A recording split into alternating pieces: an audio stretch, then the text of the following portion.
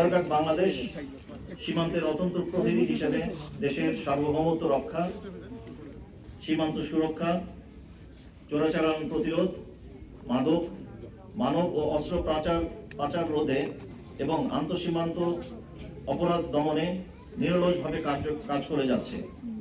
একই সাথে প্রত্যন্ত সীমান্ত অঞ্চলে বসবাসরত মানুষদের নিরাপত্তা, জীবনমান উন্নয়ন এবং সামাজিক কল্যাণে আমাদের বিজিবি সবসময় অগ্রণী ভূমিকা পালন করে আসছে।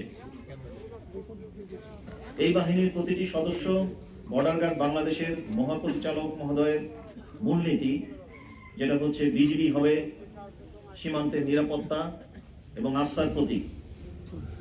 এই মূলমন্ত্র বাস্তবায়নে আমরা সবসময় বদ্ধপরিকর। আজকের এই শীত বস্ত্র বিতরণ কর্মসূচি সেই ধারাবাহিকতারই অংশ।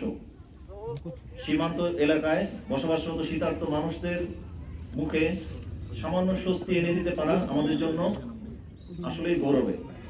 আমরা বিশ্বাস করি জনগণের এই মানবিক সহায়তা তাদের দুর্ভোগ লাঘবের পাশাপাশি বিজিবি ও স্থানীয় জনসাধারণের মধ্যে আস্থা ও সম্পর্ক আরো সুদৃঢ় করবে।